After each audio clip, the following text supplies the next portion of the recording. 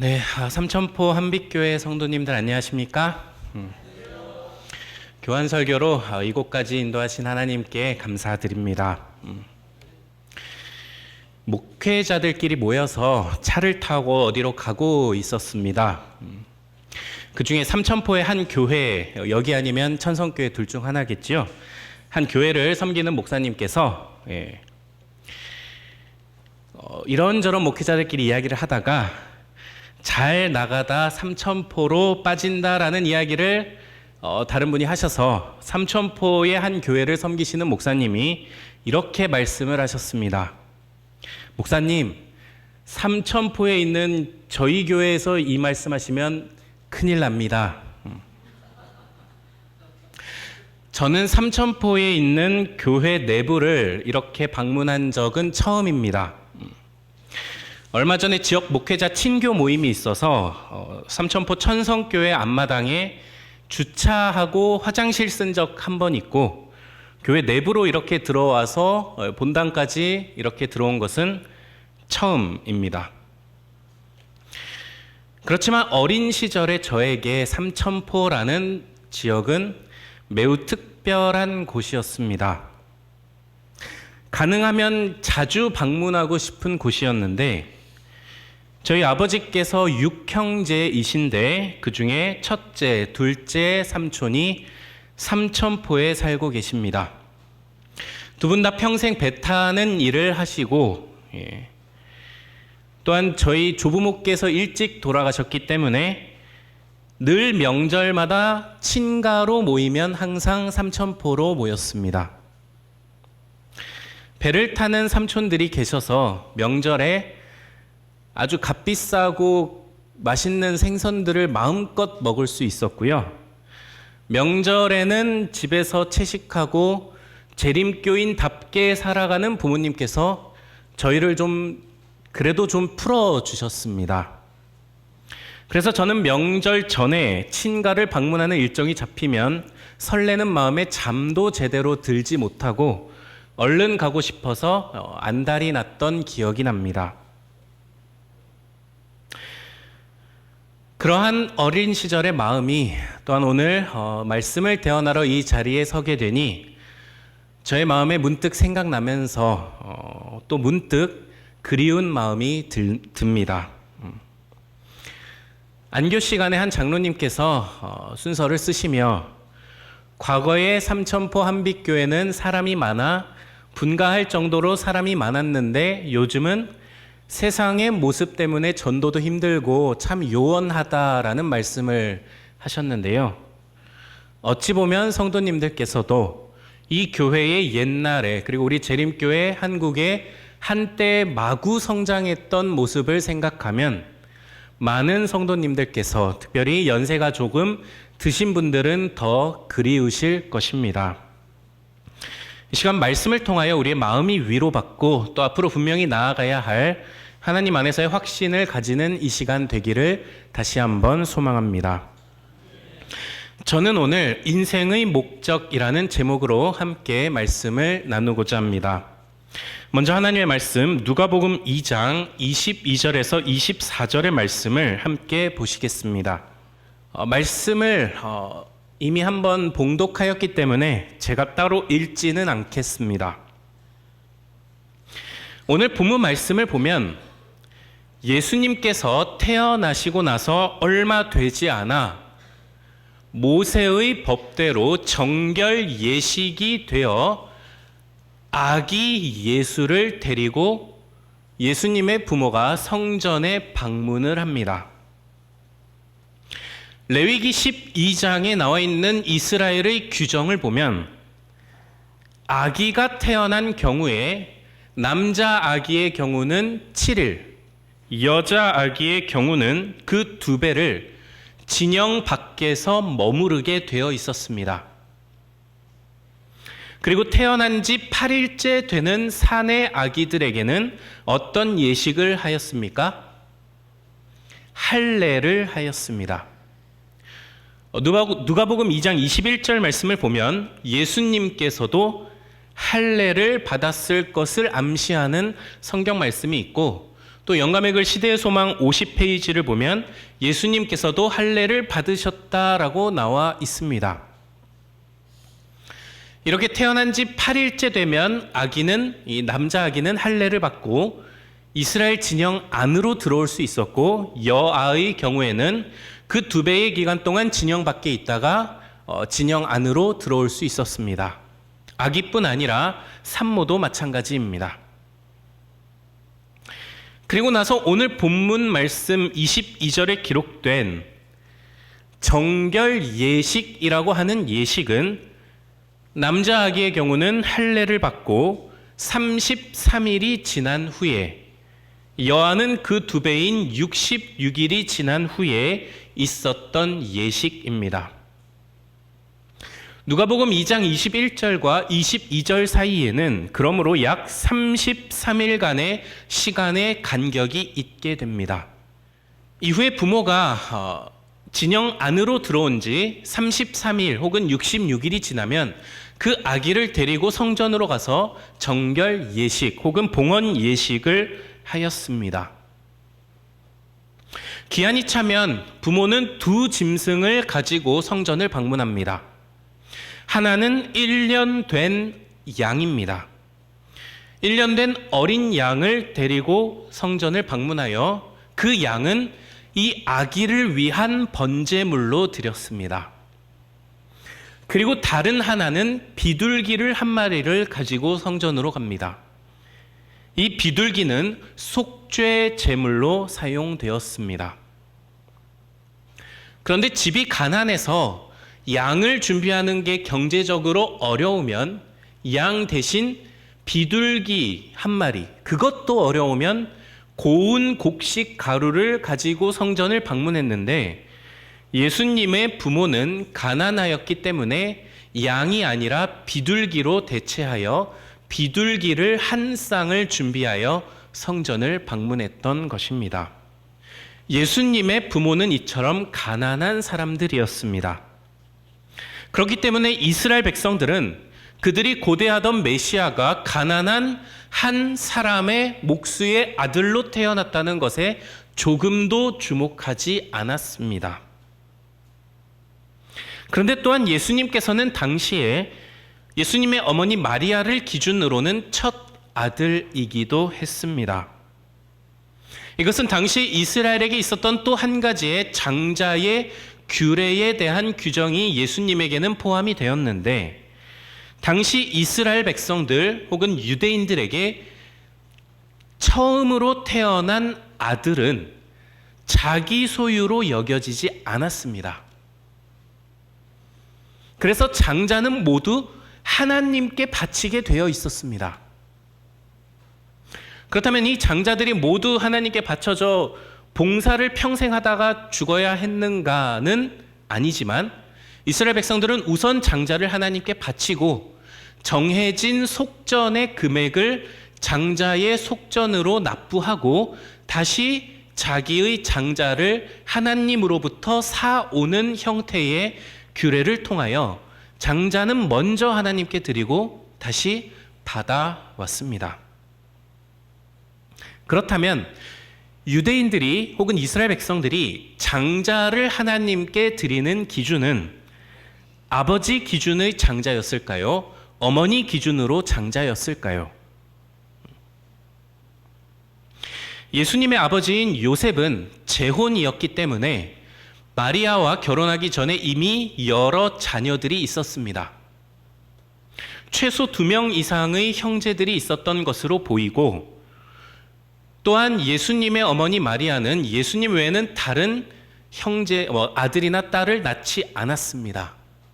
그래서 성경에 기록된 예수님의 형제들은 모두 예수님의 배다른 형 혹은 누나를 의미합니다. 동생들은 없습니다. 이미 예수님 외에 배다른 형이 아버지 요셉에게는 있었습니다. 그러나 어머니 마리아의 경우는 초혼이었기 때문에 마리아에게는 예수님이 첫 아들 장자입니다. 그렇다면 예수님은 장자의 속전을 납부해야 할까요? 아니면 요셉 기준으로 여겨서 장자가 아닌 경우가 되었을까요?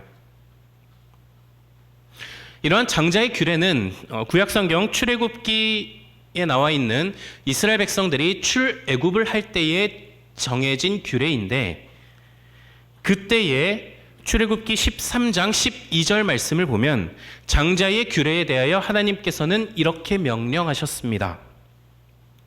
너는 태에서 처음 난 모든 것과 내게 있는 가축의 태에서 처음 난 것을 다 구별하여 여호와께 돌리라. 수컷은 여호와의 것이니라. 누구를 기준으로 장자 혹은 초태생을 결정합니까?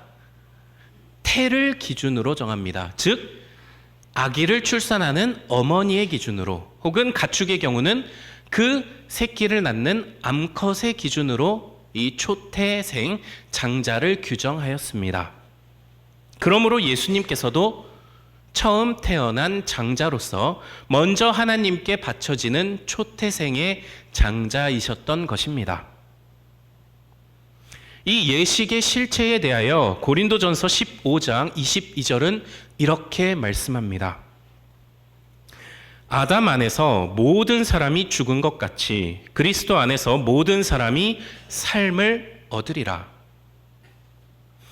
어린 양의 피라는 이 제사 제도가 이스라엘의 장자들을 살린 것처럼 예수님의 피가 이 세상의 모두를 구원할 능력이 있음을 상징하는 제사 제도가 구약 시대에 있었고, 또한 그것이 신약 시대 오늘날에 이르기까지는 예수님의 피가 흘려진 십자가의 죽으심을 나를 위한 것으로 우리가 믿고 받아들일 때에 우리의 목숨이 하나님께 보전받는 것입니다. 예수님께서 이러한 규례 속에 우리를 위한 장자로 태어나셔서 봉헌 예식을 하러 태어난 지 약 39일째 혹은 39일 뒤에 성전에 방문하신 것은 성전의 실체 되시는 예수님께서 처음 성전에 방문하는 순간이었습니다. 유대인들이 손꼽아 기다리던 메시아께서 성전에 강림하신 순간이었고, 메시아께서 우리를 위하여 하나님 앞에 드려지는 장자로서의 봉헌 예식이었습니다. 성전에서 대를 이어 봉사하는 제사장들에게 예수님의 실체를 그들이 깨달았다면 얼마나 영광스러운 순간이 되었을까요? 특별히 예수님의 봉헌 예식을 담당하고 집행하는 예식을 맡은 제사장에게는 얼마나 큰 영광이었을까요? 영감의 글 시대의 소망 52페이지는 그 예식을 맡은 제사장의 마음을 이렇게 설명합니다. 그는 그 아기가 자기 팔에 안기었을 때에 이 아기가 바로 하늘의 주제시오 영광의 왕이신 줄은 생각지 못했다. 제사장은 그 아기를 보면서 도무지 이 아기가 메시아임을 알지 못했습니다. 또한 동시에 하나님께서는 제사장에게 이 아기가 그들이 기다리던 메시아임을 알려주지 않으셨습니다.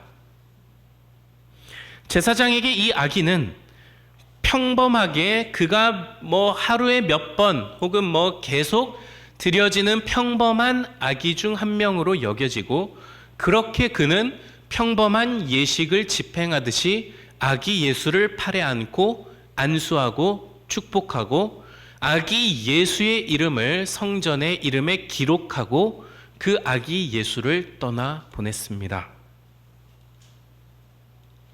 그런데 오늘 본문 말씀 누가복음 2장 이후의 말씀을 보면 이 정결 예식을 집행하는 제사장조차 예수님의 메시아됨을 알지 못했지만, 그렇다고 하여 성전에 있었던 모두가 예수님의 성전 첫 방문을 의미 없게 보내지는 않았음을 우리에게 알려줍니다. 누가복음 2장 25절의 말씀을 보면 이 말씀은 성전에 방문하신 예수님을 의미 있게 보았던 한 사람을 이렇게 말씀합니다. 예루살렘에 시므온이라 하는 사람이 있으니 이 사람은 의롭고 경건하여 이스라엘의 위로를 기다리는 자라. 성령이 그 위에 계시더라. 시므온이라는 사람에 대하여 유대인의 전승은 이 사람이 유대인의 바리새인 학파 중 힐렐 학파인 가말리엘의 아버지였을 것으로 추정하기도 하지만 정확한 것은 아닙니다. 그런데 성경은 우리에게 이 시므온이라는 사람에 대하여 구체적으로 세 가지를 제시하는데, 시므온은 첫 번째로 의롭고 경건한 사람이었습니다. 두 번째로 시므온은 이스라엘의 위로를 기다리는 사람이었고, 세 번째로 시므온은 성령께서 그 위에 계시는 사람이었습니다. 다른 표현들은 우리에게는 좀 익숙하지만 두 번째의 시므온에 대한 표현인 이스라엘의 위로를 기다리는 사람이라는 것은 상당히 주관적으로 해석될 수 있습니다. 오늘날 살아가는 우리도 나름의 어떠한 위로를 기다립니다. 당시 유대인들은 어떤 위로를 기다렸을까요? 대부분의 유대인들은 당시에 힘든 시간을 보내고 있었습니다. 왜냐하면 그들은 하나님의 택함 받은 백성으로 특별한 백성들인데, 저 하나님을 믿지 않는 로마의 이교도들, 이방인들이 유대인들의 입장에서는 짐승과 같은 사람들이 와서 자신들을 점령하여 지배하고 있었기 때문에 유대인들은 힘든 시간을 보냈습니다. 대부분의 유대인들은 자신들을 로마로부터 구원하여 도리어 로마를 지배하게 만들어줄 메시아를 그들은 기다렸습니다. 우리가 너무 자존심 상하고 저 보잘것없는 짐승과 같은 이방인들의 지배를 받으니 우리를 좀 메시아께서 위로해 주셨으면, 그들은 간절히 바라고 하나님께 그들을 세상 민족 중에 더 뛰어나서 모든 민족을 지배하도록 만들어줄 강한 능력의 메시아를 사모하고 기다렸습니다. 아마 그런 메시아께서 그 땅에 오셔서 유대인들을 로마를 지배하게 만드셨다면 아마 예수님께서는 십자가에 달려 돌아가실 필요 없이 온 세상에 떠받듦을 받을 군주가 되셨을 것입니다. 시므온은 과연 이런 유대인의 위로를 기다렸을까요? 오늘날 이 세상을 살아가는 사람들에게도 다양한 계층과 다양한 모습을 가진 사람들이 이 세상을 살아가지만, 이 세상의 관점에서만 보면 어떤 사람은 위로가 필요해도 어떤 사람은 위로가 필요하지 않을 수 있는 것이 이 세상의 관점의 위로입니다. 미국의 건국의 아버지라 불리는 벤자민 프랭클린은 이 세상을 살아가는 모든 사람들이 인생에서 절대 피하지 못하는 것이 두 가지가 있다라고 이야기하였습니다. 하나는 세금이고 하나는 죽음이라고 하였습니다. 저도 이제 본격적으로 세금을 납부하는 사회 직장인이 되었습니다. 직장인이라고 표현을 하겠습니다. 목회를 하고 있지만, 연초가 되고 몇 달 전에 자동차세를 1년마다 한 번 내는데, 자동차세를 제가 내면서 알게 된 것은 우리나라의 세금은 빨리 낼수록, 그리고 모아서 한 번에 낼수록 조금 더 저렴하게 납부할 수 있습니다.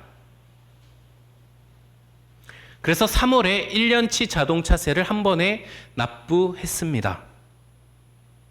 이처럼 세금은 우리가 살아가며 경제활동을 하는 한 절대로 피할 수 없는 것입니다. 그리고 또 한 가지 우리가 피할 수 없는 것이, 이 마치 벤자민 프랭클린의 말처럼 죽음이 바로 우리가 피할 수 없는 또 한 가지의 인생에 반드시 만나게 되는, 어쩌면 우리 인생의 종착점이기도 합니다.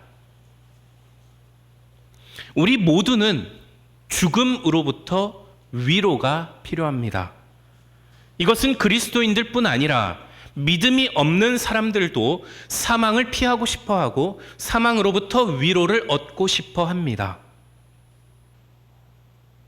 그런데 이렇게 위로를 죽음으로부터 얻고 싶게 하는 이 마음이 조금은 다를 수 있다는 것을 또한 우리는 만나게 됩니다. 어떤 사람은 죽음이 오기 전에 이 한 번의 인생, 최대한 내가 즐겁고 내 뜻대로 살려는 마음으로 죽음으로부터 위로를 받으려 합니다. 대략적으로 이러한 모습은 두 가지를 인생의 목표로 두고 마음의 위로를 얻습니다. 하나는 재정적인 풍성함이고 다른 하나는 내 이름에 대한 명예와 존경입니다. 그러나 우리 그리스도인들이 추구하는 것은 세상이 우리에게 줄 수 있는 이러한 위로가 아닙니다. 이러한 것은 당장 우리의 짧은 인생 동안에는 마음에 얼마간의 위로를 줄 수 있지만 마침내 우리의 육신이 늙고 병들고 죽음을 맞이하고 또한 그 전에 이미 우리의 사랑하는 가족들, 친구들 누군가가 사고로 혹은 수명이 다하여 죽음을 맞이할 때에 돈이나 명예나 아무것도 우리의 마음에 근본적인 위로는 줄 수 없습니다. 누가복음 2장 25절 말씀에 이스라엘의 위로를 시므온이 기다린 위로는 이와 같은 위로였습니다. 절대 피할 수 없는 죽음으로부터 완전한 위로를 주실 수 있는 존재. 우리의 죄의 값을 대신 치르셔서 믿음으로 우리를 다시 사망에서 일으키실 위로를 시므온은 기다렸습니다.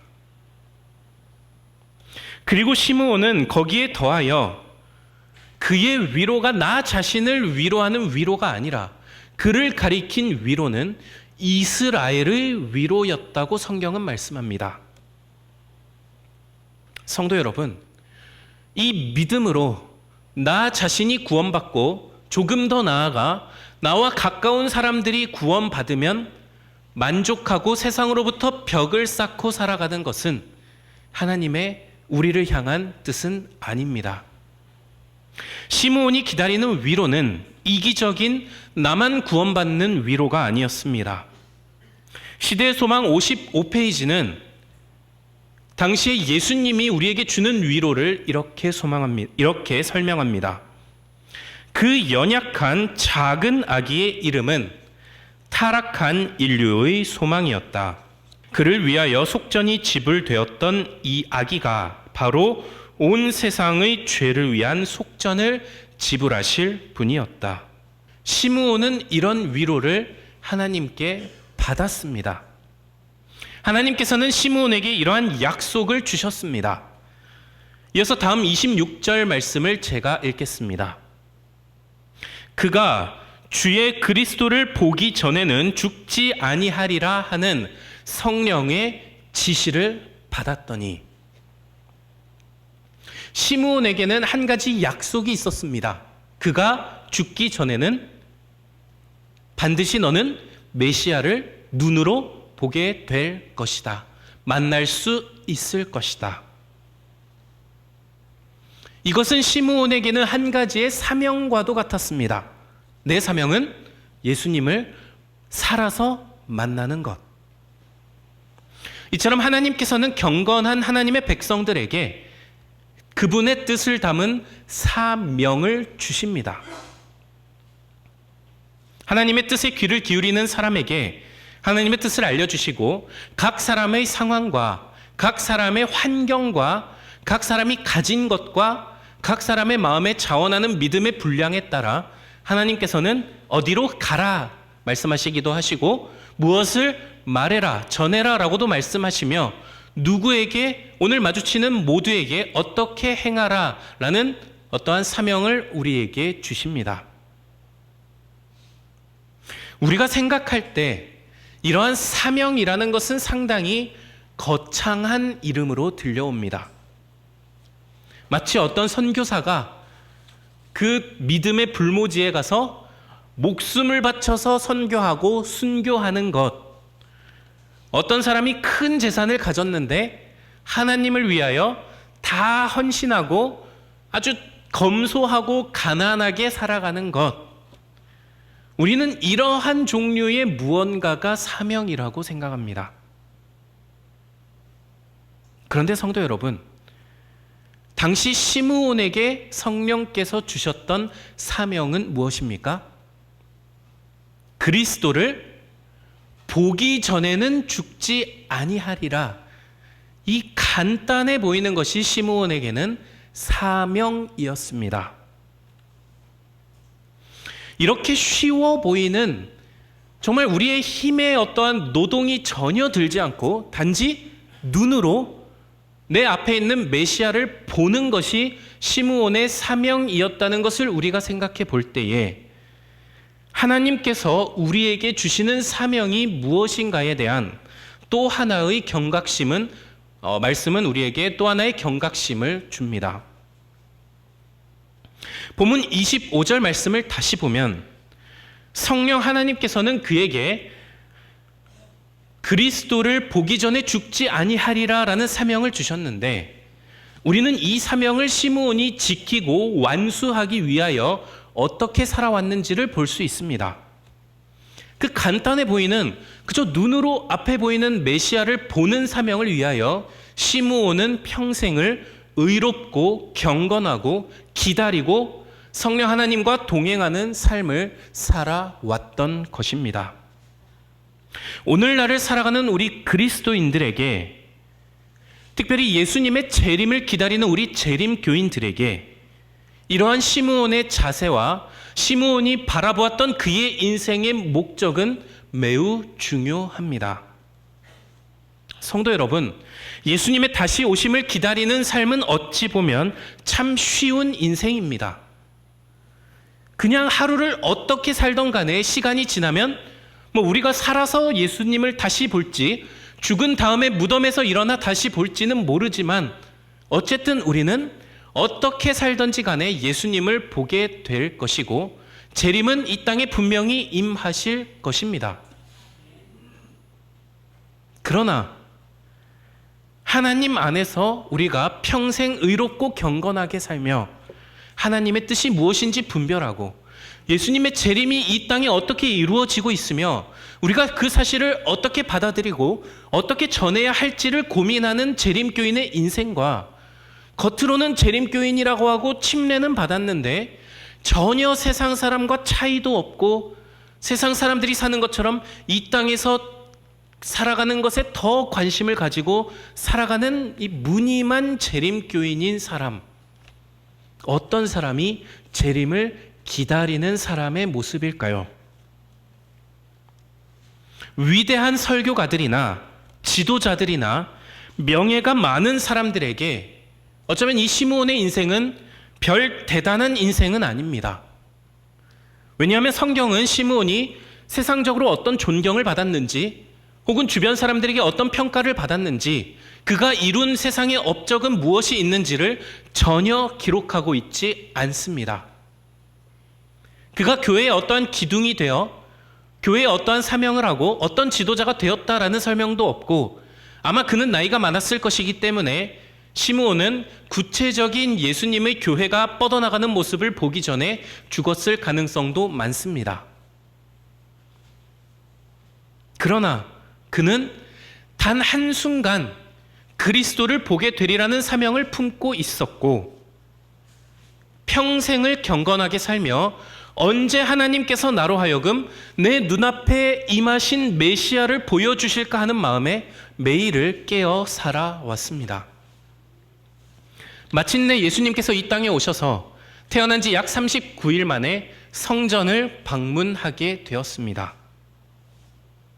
본문 22절에서 24절을 보면 정결 예식에 제사장은 그것을 보지 못하고 넘겼을지라도 성전 입구에서 예수님과 그 부모를 만난 시므온은 달랐습니다. 본문 27절 말씀은 이렇게 말씀합니다.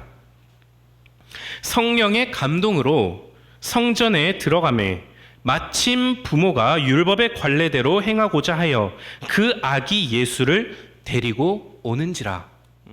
이 마침이라는 단어가 우리에게는 우연히라는 어떤 의미로도 해석이 될 수 있는데, 헬라어 원문이나 영어 성경 번역 어디에도 우연히라는 뜻은 없습니다.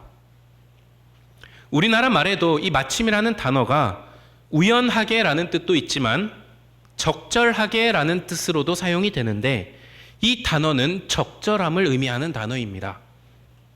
시므온이 어느 날 성령의 감동으로 성전에 가라는 지시를 받아 성전에 나왔는데 그때에 마침 적절히 예수님의 부모가 아기 예수를 품에 안고 성전에 들어오는 것이 시므온의 눈에 들어왔던 것입니다. 그의 인생의 평생에 기다리던 목적이 그 순간에 이루어졌습니다. 하나님께서는 그 눈으로 아기 예수를 보리라 한 시므온에게 그 자리에서 어떤 사명을 주셨을까요? 본문 34절, 35절 말씀을 보면 성령 하나님의 감동으로 시므온은 아기 예수의 어머니 마리아에게 이렇게 말합니다. 시므온이 그들에게 축복하고 그의 어머니 마리아에게 말하여 이르되 보라, 이는 이스라엘 중 많은 사람을 패하거나 흥하게 하며 비방을 받는 표적이 되기 위하여 세움을 받았고 또 칼이 내 마음을 찌르는 듯 하리니 이는 여러 사람의 마음이 생각을 드러나게 함이니라 하더라. 당시 예수님께서 이 땅에 오시기 전에 지금까지도 마찬가지입니다만 유대인들의 어머니들은 자신들이 임신을 하면 내가 임신한 아들이 메시아일까 하는 기대감으로 그 아기를 바라보았고 어쩌면 그들은 오늘날도 바라고 있을 것입니다. 왜냐하면 그들 대부분은 예수님을 인정하지 않기 때문입니다. 그리고 그러한 예수님께서 마리아를 통하여 태어나셨고 마리아는 그 사실을 알고 있었습니다. 당장 지금 마리아의 마음은 어땠을까요? 마냥 기쁘고 행복하고 내가 메시아의 어머니다라는 생각에 앞날에 대한 어떠한 기대감이 많았을 것입니다. 그런데 시므온은 어머니 마리아에게 이렇게 말합니다. 이 아기는 당신의 마음을 칼로 찌르는 듯 아프게 하는 아기가 될 것입니다. 예수님께서 비록 메시아이시지만 이 땅에 인간으로 인성을 쓰시고 오셔서 십자가에 달려 돌아가실 때 예수님을 낳았던 어머니 마리아의 마음은 칼로 찌르는 듯 아팠을 것입니다. 우리에게는 순화되어서 표현되지만 당시 죄수들에게는 실오라기 하나조차 입히지 않고 사형을 시키는 것이 일반적이었고 그것을 통하여 십자가형은 사형받는 죄수에게 최대한의 모욕과 고통을 주기 위하여 만들어진 사형 방법이었습니다.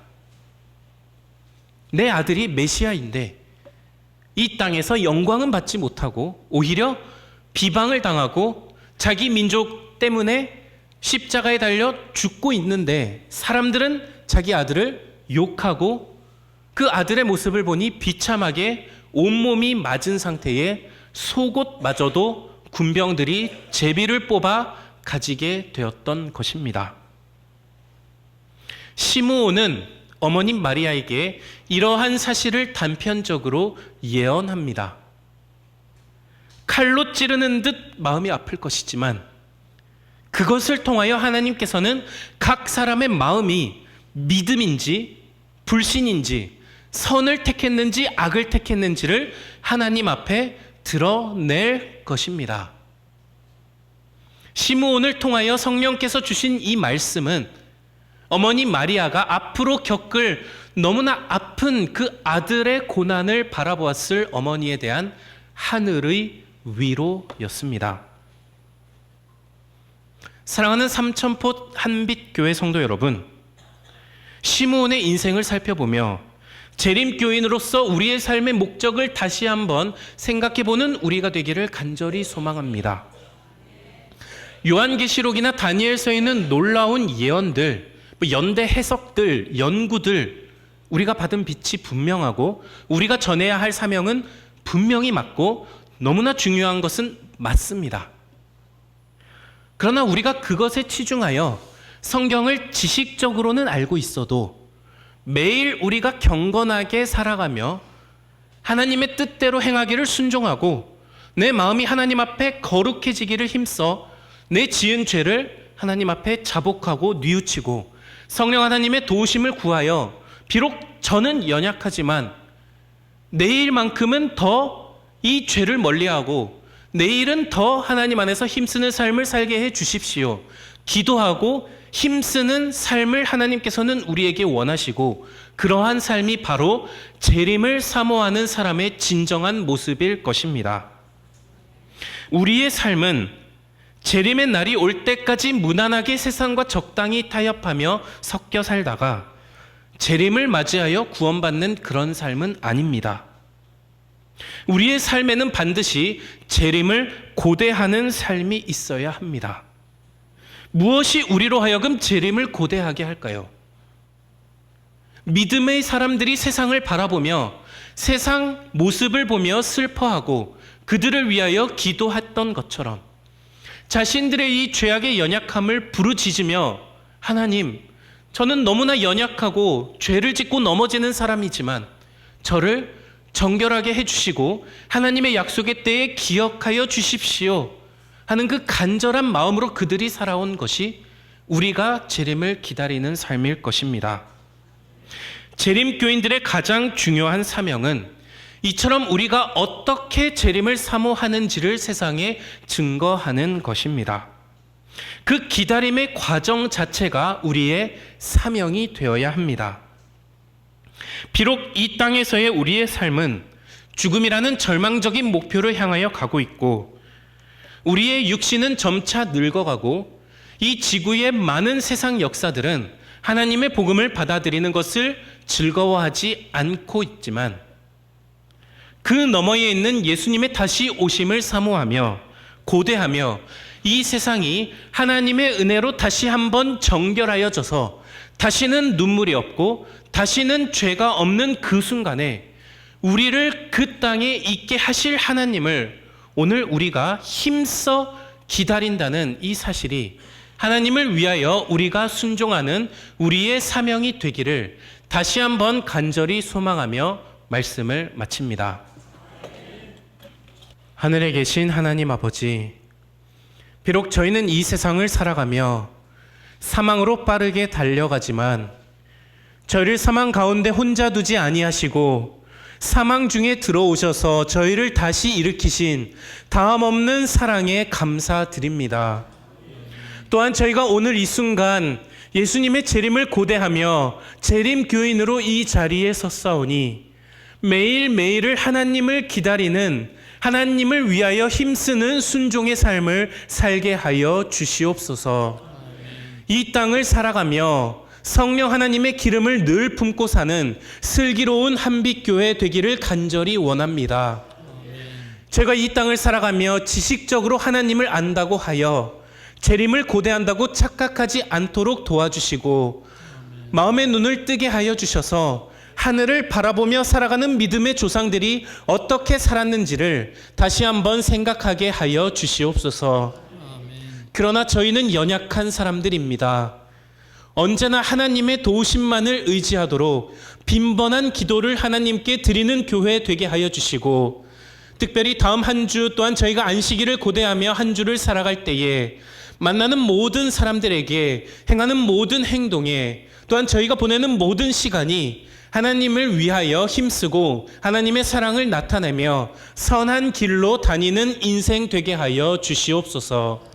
이 모든 것을 이루시며 도와주시는 하나님의 은혜에 감사드리며 사랑 많으신 예수님의 이름으로 간절히 축원하옵나이다. 아멘.